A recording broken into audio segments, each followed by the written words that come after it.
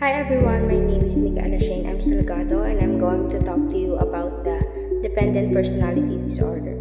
So, I will be talking about the etiology of this personality disorder, the characteristics, symptoms, some environmental factors, diagnostic criteria, and as well as the treatment of this personality disorder. I will also provide some video clips for you to further understand what dependent personality disorder is.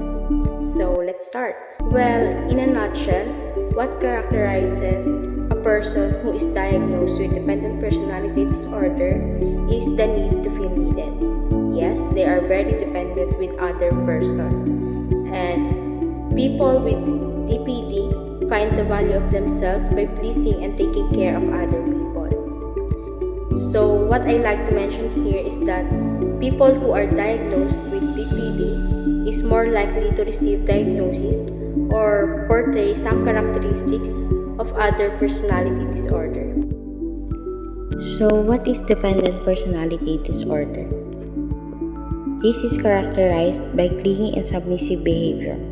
Individuals are passive and allow others to direct their lives because they are unable to do so themselves.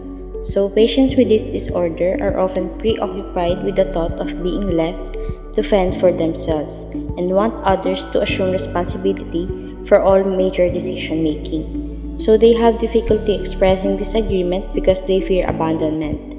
And since they are dependent with people, they fear abandonment because they are not used to doing things alone. They may agree to something they know is wrong rather than risk losing help of others. So, in short, they are afraid to be alone and always need someone to be there for them. And now, to elaborate this, let me show you some video clips that will explain what personality disorder is, or to be specific, the dependent personality disorder. Let's look at how dependent personality disorder can affect your life and what you can do about it. According to the Cleveland Clinic, DPD is a type of anxious personality disorder. People with DPD often feel helpless, submissive, or incapable of taking care of themselves, and they may have trouble making simple decisions. DPD is one of 10 types of personality disorders, and it usually starts during childhood. Someone with this disorder has a deep need to be taken care of by others. They might even believe they can't take care of themselves. This is especially dangerous in a romantic relationship. In the hands of a controlling partner, someone with DPD is at a high risk for unhealthy behavior. If you're concerned you may have dependent personality disorder, first, consult with your primary healthcare provider. From there, you may be recommended to a mental health professional for So, as you may expect, there is a nature versus nurture aspect and also genetics, but environment will also play a role that might also be a factor or can contribute to the development of dependent personality disorder. So, here are some environmental factors. First is the culture. Some cultures, like for instance in the United States, individualism is more promoted, which they can be independent and do whatever they like to explore, whereas other cultures, they are promoting more collectivism wherein they prioritize the good of society over the welfare of an individual. And this might be a reason for the individual to be more dependent on people. Second is the parenting styles. It has been suggested that parents that are strict and overprotective, or for instance, the individual that are being raised in an environment that there's a low cohesion, that independence is not promoted, and therefore they are not able to express what they would like so much. They are more likely to receive this diagnosis since they did not have the opportunity to explore life and do whatever they wanted without seeking acceptance and recognition from others. Next is serious illness. So, if a child was exposed to a serious illness, this could feed into the concept of learned helplessness, and the parent may also become overprotective. So, in that case, perhaps the parent felt helpless since their child was in that situation. Therefore, blood parenting styles was reinforced as a result of the situation at hand. Lastly is abuse. It has been claimed that those who were abused sexually as children are more prone to develop this personality disorder.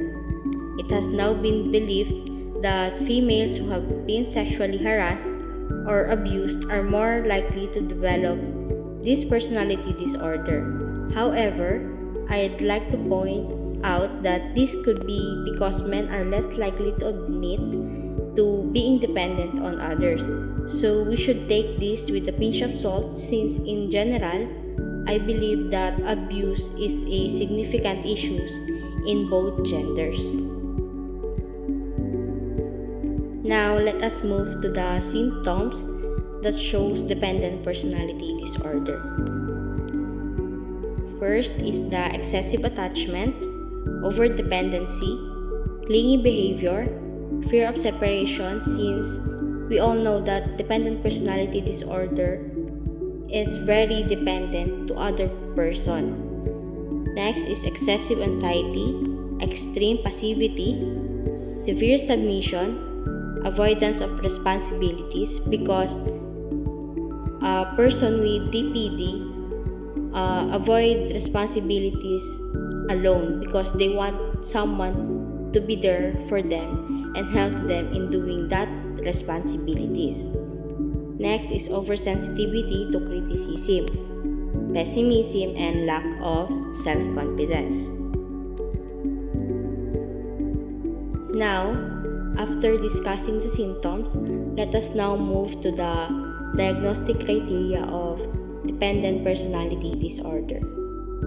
The first criteria is has difficulty making everyday decisions without an excessive amount of advice and reassurance from others.